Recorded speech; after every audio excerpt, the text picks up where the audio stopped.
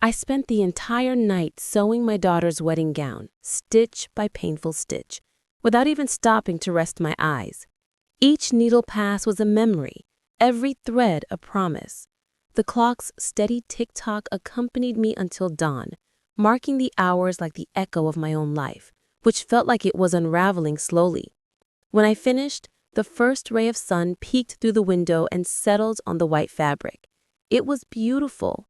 It didn't have the sparkle of Fifth Avenue boutiques or the price tag of a high-fashion designer, but it was made with the love of a mother who, even after a lifetime of sacrifice, still believed that genuine care could heal anything.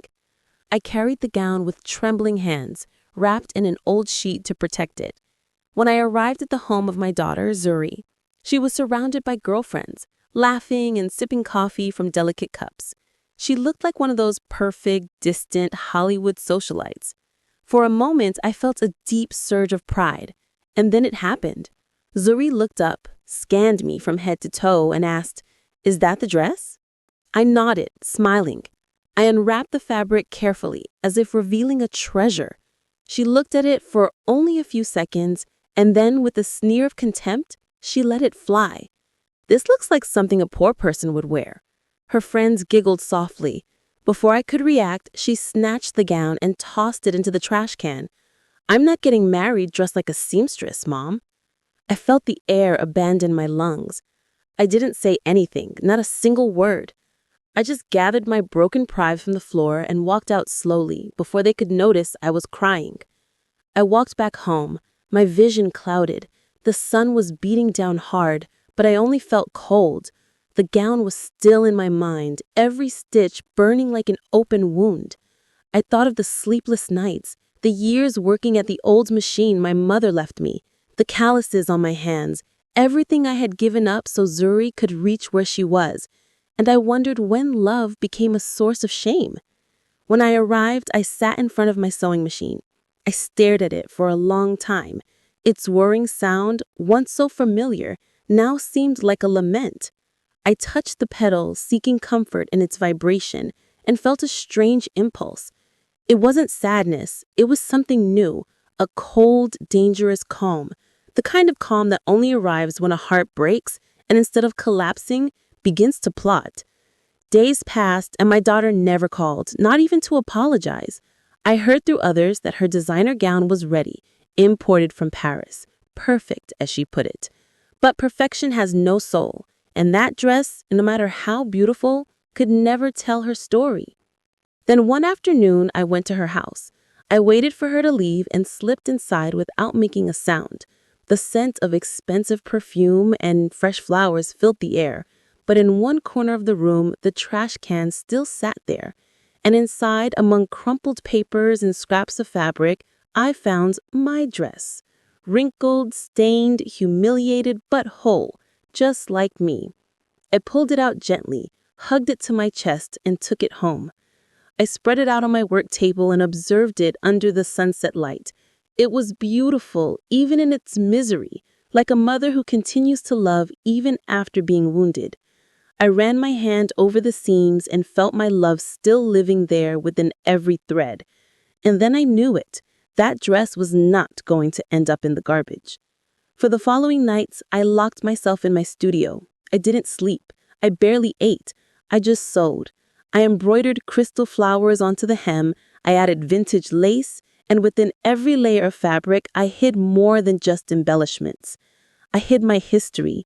I placed one stitch for every tear, one thread for every sacrifice, one flower for every day I spent feeling invisible. As the dress transformed, so did I. I was no longer the submissive mother who bowed her head to her daughter's contempt. I was a woman who understood that love doesn't mean enduring everything, but choosing what is worth keeping. When I finished, the mirror reflected a different image. My eyes no longer held sadness, but determination. The gown sparkled beneath the studio lamp, and its brilliance held something more than beauty. It held justice. The wedding day arrived. I hadn't planned to go, but destiny, or perhaps self-respect, compelled me. I put on my simple cream dress, pinned up my hair, and walked out with a firm stride. Each step was a new heartbeat. every breath a silent declaration. I am not the same woman. When I arrived at the Grand Magnolia Ballroom in Charlotte, the air was filled with music and laughter, lights, flowers, and clinking champagne glasses. Zuri, radiant, wore her luxurious foreign lace gown. She was beautiful, yes, but empty. She didn't see me enter, and I didn't want her to see me yet. I stayed near the door, observing in silence. My hands were trembling, not from fear, but from the weight of what was about to happen. Because that night, my daughter wasn't just going to have a wedding. She was going to have a lesson. When the clock struck 10, I took the first step towards the center of the room. The murmuring stopped. Every eye turned to me. Zuri looked up, her smile disappeared, and in that instant, I understood that destiny had been preparing me for this moment my entire life. Because sometimes a mother's love is demonstrated not through tears, but through a gown that shines brighter than shame. Needles have always been my best friends. Since I was 12, when my mother first taught me to sew a button, I knew that this would be my way of speaking to the world. I was never a woman of easy words, but my hands could say things my voice could not. And for decades, amidst threads, fabric, and silence, I learned that every seam could hold a story, even a life. When I became a widow, Zuri was only 6 years old. My husband, Kofi, died in a construction accident. And from one day to the next, I was left alone with a little girl and a sewing machine. I remember crying that night by the window. But the next morning, I turned on the machine, wiped away my tears, and started to sew. From that moment on, every garment that left my hands carried a promise. I would never let my daughter go hungry. We lived in a tiny apartment behind the small neighborhood tailor shop where I worked. Zuri slept on a little cot surrounded by fabric scraps that she sometimes used to make improvised dolls. I watched her play and thought that one day all this sacrifice would make sense, that one day she would understand that love can also be embroidered. For years, my fingers bled over other people's wedding fabrics, silk gowns, imported lace, the dreams of women who could afford what I never would. Sometimes while sewing the veils of strangers, I imagined what it would be like when my own daughter got married. I dreamed of sewing her the most beautiful gown in the world, not because it was perfect, but because it would be made with the only thing I was never short on, love. When Zuri turned 15, I was able to buy her first brand new dress. Not secondhand, not patched, but new. It was sky blue with a white ribbon I embroidered on the chest. That night, watching her dance, I felt that everything had been worth it. She hugged me tight and whispered in my ear, "You are the best mom in the world." That phrase stuck with me. I didn't know that years later, those same words would sound like a sad echo, like a broken promise. Zuri grew up, and over the years, she began to drift away from the world that had shaped us. She went to college in the city thanks to a small business loan I secured by selling my old car. She worked hard, moved up, and met different people. When she returned, she was a stranger. Her voice had changed, and her look had too. She no longer called me mama, but mother. And every time I spoke, I noticed a mix of annoyance and shame in her face. At first, I thought it was my imagination, but the signs were there. The calls she didn't return, the increasingly brief visits, and that comment she made one day without looking me in the eye. "I wish you had been able to get an education." That phrase pierced my heart like a needle, because without knowing it, she was telling me that the love I gave wasn't enough, that my hands, the very hands that sewed her childhood, no longer held value in her world. Even so, when she told me she was getting married, I felt a pure, innocent joy. I thought I could finally give her the gift I had dreamed for so many years, her wedding gown. I offered to make it myself, and although she hesitated, she finally accepted. I took it as a sign of reconciliation, an opportunity to mend what distance had broken. That night, I sat in front of the machine and prayed before starting. "Lord, guide my hands. Let every stitch be a blessing." I spent whole days choosing fabrics I could afford. Ivory lace, soft tulle, and small pearls a client had left me as payment.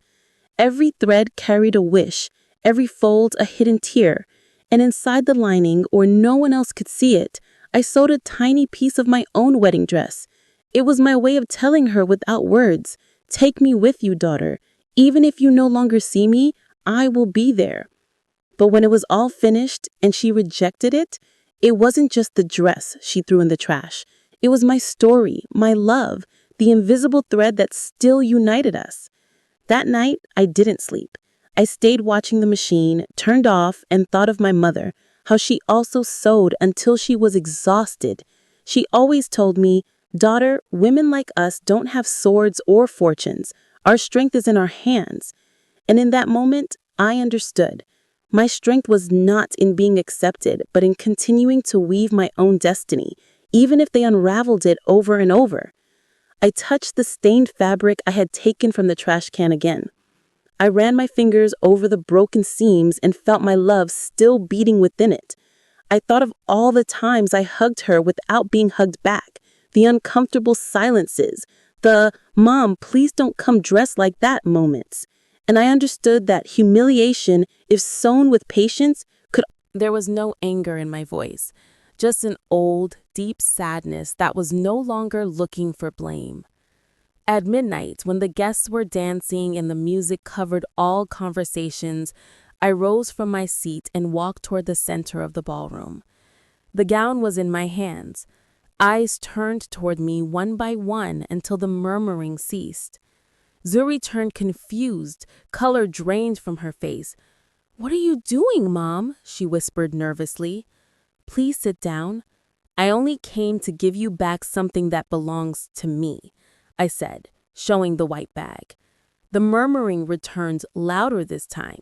Some laughed, others stood frozen. I opened the bag delicately and took out the dress, the same one she had called a poor person's dress. But it was no longer the same. It shone. The ballroom lights reflected off the tiny stones I had embroidered one by one, and the restored lace looked as if it were woven by angels. It was a gown worthy of any queen. The silence was absolute. Zuri took a step back, her eyes filled with tears, and for the first time in a long time, it wasn't my fault. "What is this?" she whispered, trembling. "Your dress, daughter, the one you rejected. But it's beautiful." "Yes," I said calmly. "I transformed it just as I transformed myself. You threw it in the trash, but I didn't. Because there are some things a mother doesn't abandon, even if they are despised." The crowd held its breath. I held the dress high, extending it in front of everyone. "This dress was not sewn with money," I said, "but with sacrifice, with the nights I didn't sleep, with the years I refused to give up. Every thread carries my story, every stitch my name." Zuri covered her face with her hands. "Mom, please stop." "No, daughter," I replied. "Stop is what I told myself when I saw you feel ashamed of me. Today I didn't come to complain. I came to remind you of where you come from."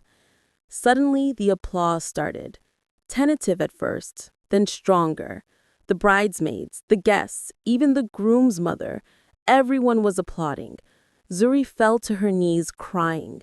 I looked at her, without pride, without resentment, only with a serenity I hadn't known. I approached, took her face between my hands, and whispered, "There is no shame in being humble. The shame is in forgetting who taught you how to fly."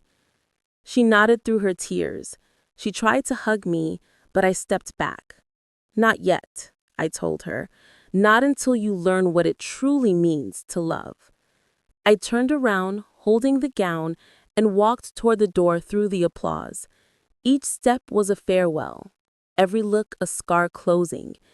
And when I crossed the threshold, I knew that something had ended forever. I was no longer the ashamed mother who sold in silence. I was a woman who had learned that dignity, too, is sewn stitch by stitch.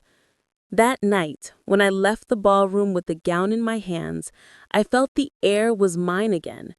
The moon hung over the sky like an old lantern, and the party lights reflected in the lace, giving it an almost supernatural glow. There was no music or applause outside, only the silence of a woman who had said what she needed to say without screaming. I walked slowly back to my house. Each step echoed on the empty street like one more stitch closing forever the wounds my daughter had left me. I didn't cry. I couldn't. I had cried so much in my life that night. I was dry. Only my heart ached, but not from sadness, but from exhaustion. When I arrived, I hung the gown in front of the mirror. It was beautiful, too beautiful for contempt. But what no one knew, not even Zuri, was that inside that gown was something more than thread and embroidery. There was a hidden truth.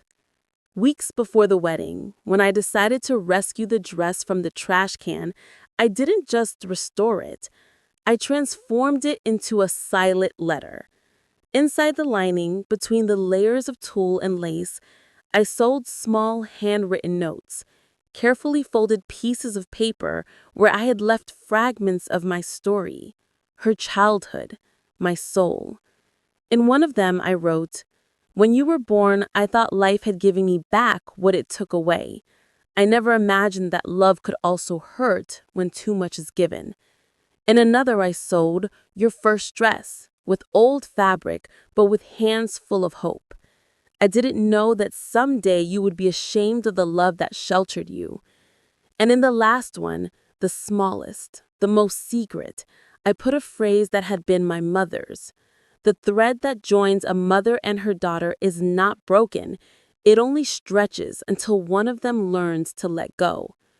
I didn't know if Zuri would find those notes. I didn't know if she would ever have the courage to open the dress. But I did it anyway, because sometimes you sow words so they can blossom when silence is no longer enough. Over the following days, the wedding was the talk of the whole neighborhood. Some neighbors came to congratulate me, others just to pry. I listened to them in silence while I sewed in my studio. I didn't like to talk about the subject, not because I was ashamed, but because I knew the true ending had not yet arrived. And it arrived sooner than I imagined. 3 days later, Zuri appeared at my door. She was pale, her eyes puffed, and her voice broken. "Mom, can we talk?" I stood still.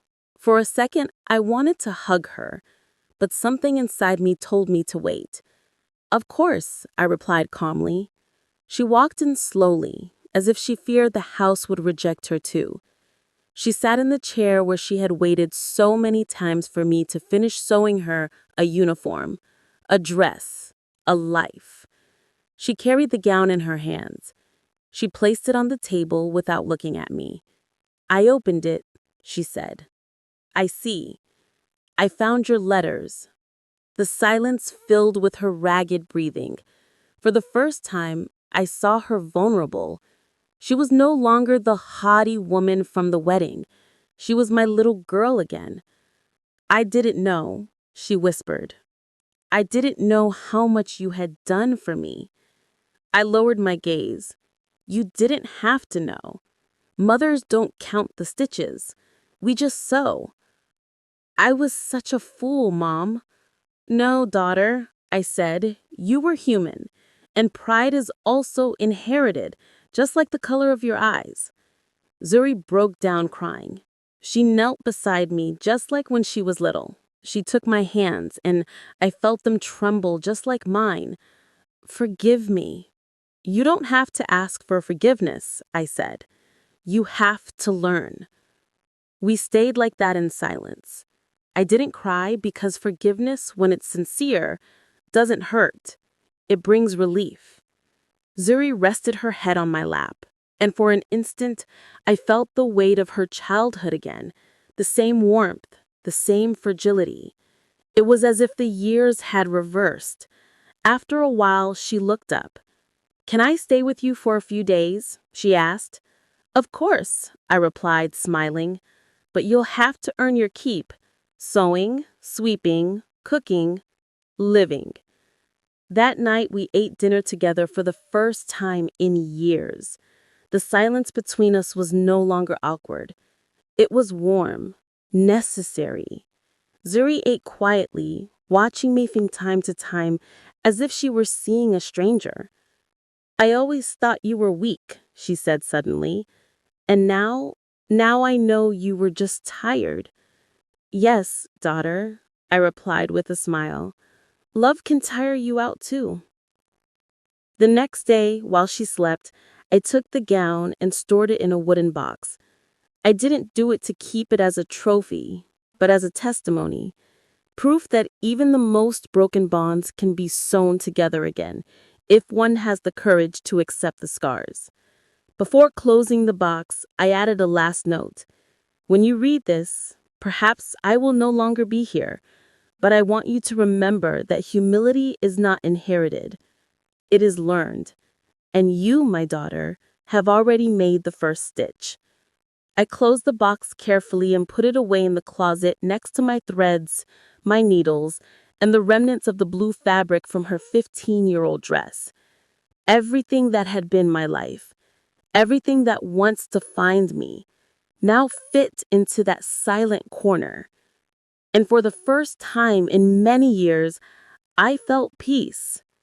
Not the peace of oblivion, but the peace of one who has sewn her soul back together and left it perfect with the wound visible. The days Zuri spent with me were different from anything we had lived before. For the first time in years, we shared breakfast, conversations, and silences that no longer hurt. I sold in my studio, and she sat by the window watching me. Sometimes she would awkwardly weave with me, pricking her fingers, laughing through tears when the thread slipped away. It was like seeing her become the girl who used to ask why mom's dresses were always the prettiest, even if they didn't sparkle. But they are unsewn. And without knowing why, that phrase stayed with me all day. Imani returned a week later with papers in her hand and a carefully rehearsed smile. I have the studio contract, Afia, she said. So soon? I don't want to waste time. I've been thinking a lot about all of this.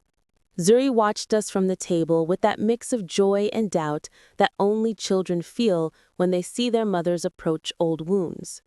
Let's sit down.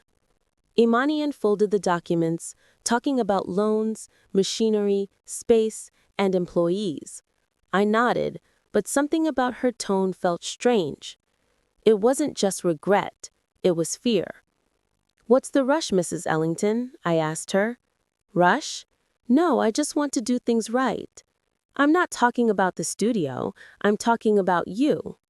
I looked her in the eye. You have something you haven't said. Her face paled. She lowered her gaze. Her hands trembled on the tablecloth.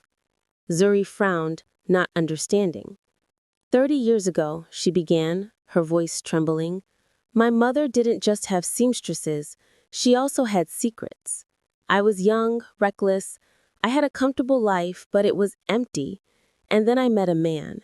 A chill ran through my body. I knew, without knowing how, who she was referring to. His name was Kofi Bakari, she said, and the coffee caught in my throat. My breathing stopped. That was the name of my late husband, Zuri's father. What are you saying? I asked, barely audible. What I should have told you years ago, Imani replied through tears. Your husband worked at my mother's shop before he married you. He was a noble, quiet boy, and I fell in love with them. Zuri jumped in her chair. What? I never told him, Imani continued. I never looked for him after he married you. But the day he died, I was there. The air grew heavy. Zuri looked at me horrified. What does that mean, Mom? I couldn't speak. Imani continued between sobs. I went to the hospital because I found out through a friend. I arrived late. I only saw them moving him. He had an envelope in his hand. An envelope addressed to you, Afia. My eyes blurred. For years, I had believed Kofi left nothing, that his death was as sudden as his silence. An envelope, I whispered. Imani nodded. She pulled an aged, carefully folded piece of paper from her purse. I kept it. I didn't know if I should deliver it. I thought you would hate me, but after the wedding, I knew I couldn't hold on to this any longer. My hands were shaking as I took it. The paper was yellowed, the edges worn. I opened it carefully. Inside, Kofi's handwriting was still firm, straight, unmistakable. Afia, if you are reading this, it means I didn't get a chance to tell you what you deserve to hear. I was not a good husband or a good father, but there is something you do not know. Before you, I made mistakes. One of them has been following me until today. If a woman named Imani Ellington ever appears, do not hate her. Just tell her that I forgive her, because she too was a victim of the same pride that destroyed me. The paper dropped from my hands. Zuri picked it up and read it in silence, tears streaming down her face.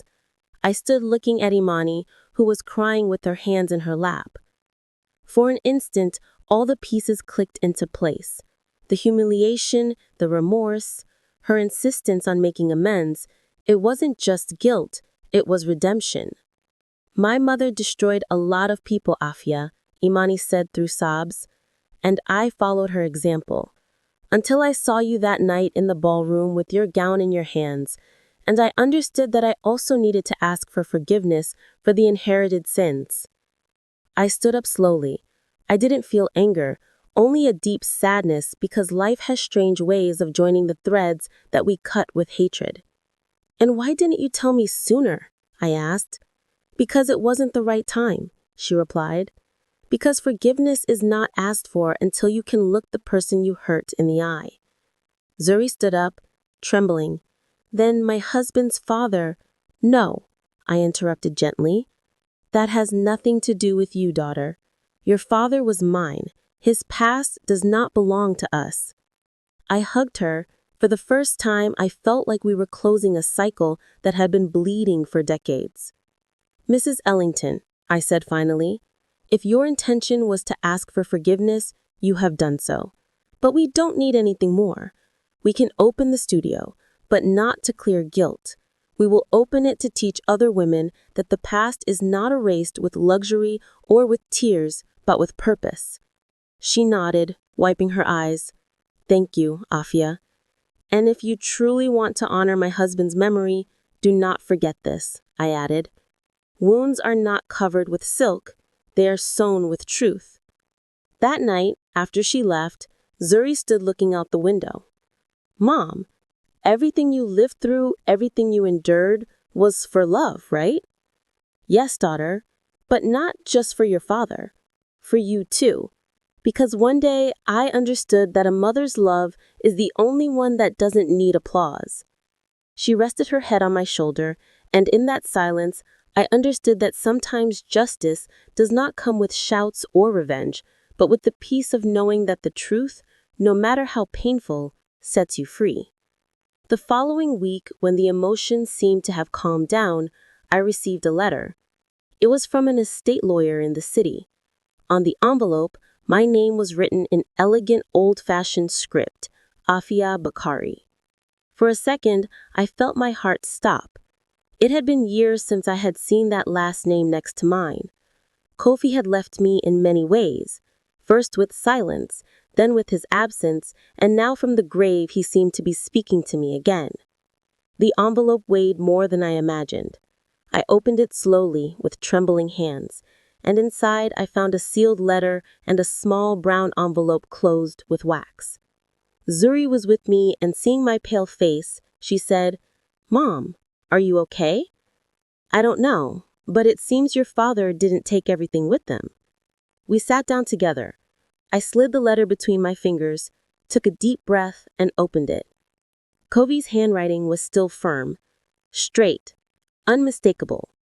Afia, if this letter reaches your hands, it is because something I couldn't resolve in life has finally found its way. I never knew how to ask for forgiveness with words, but you always understood the language of silence, and that is why I trust you will know how to read between the lines of what I leave you. I didn't give you an easy life, but I hope that at least this, which I leave you, gives you something more valuable than money, the truth. Inside the brown envelope are documents for an account I never mentioned to you. It's not large, but it was made with the they are unsewn. And without knowing why, that phrase stayed with me all day. Imani returned a week later with papers in her hand and a carefully rehearsed smile. I have the studio contract, Afia, she said. So soon? I don't want to waste time. I've been thinking a lot about all of this. Zuri watched us from the table with that mix of joy and doubt that only children feel when they see their mothers approach old wounds. Let's sit down. Imani unfolded the documents, talking about loans, machinery, space, and employees. I nodded, but something about her tone felt strange. It wasn't just regret. It was fear. What's the rush, Mrs. Ellington? I asked her. Rush? No, I just want to do things right. I'm not talking about the studio. I'm talking about you. I looked her in the eye. You have something you haven't said. Her face paled. She lowered her gaze. Her hands trembled on the tablecloth. Zuri frowned, not understanding. 30 years ago, she began, her voice trembling, my mother didn't just have seamstresses. She also had secrets. I was young, reckless. I had a comfortable life, but it was empty. And then I met a man. A chill ran through my body. I knew without knowing who she was referring to. His name was Kofi Bakari, she said, and the coffee caught in my throat. My breathing stopped. That was the name of my late husband, Zuri's father. What are you saying? I asked, barely audible. What I should have told you years ago. Imani replied through tears. Your husband worked at my mother's shop before he married you. He was a noble, quiet boy, and I fell in love with him. Zuri jumped in her chair. What? I never told him, Imani continued. I never looked for him after he married you. But the day he died, I was there. The air grew heavy. Zuri looked at me horrified. What does that mean, Mom? I couldn't speak. Imani continued between sobs. I went to the hospital because I found out through a friend. I arrived late. I only saw them moving him. He had an envelope in his hand. An envelope addressed to you, Afia. My eyes blurred. For years, I had believed Kofi left nothing, that his death was as sudden as his silence. An envelope, I whispered. Imani nodded. She pulled an aged, carefully folded piece of paper from her purse. I kept it. I didn't know if I should deliver it. I thought you would hate me, but after the wedding, I knew I couldn't hold on to this any longer. My hands were shaking as I took it. The paper was yellowed, the edges worn. I opened it carefully. Inside, Kofi's handwriting was still firm, straight, unmistakable. Afia, if you are reading this, it means I didn't get a chance to tell you what you deserve to hear. I was not a good husband or a good father, but there is something you do not know. Before you, I made mistakes. One of them has been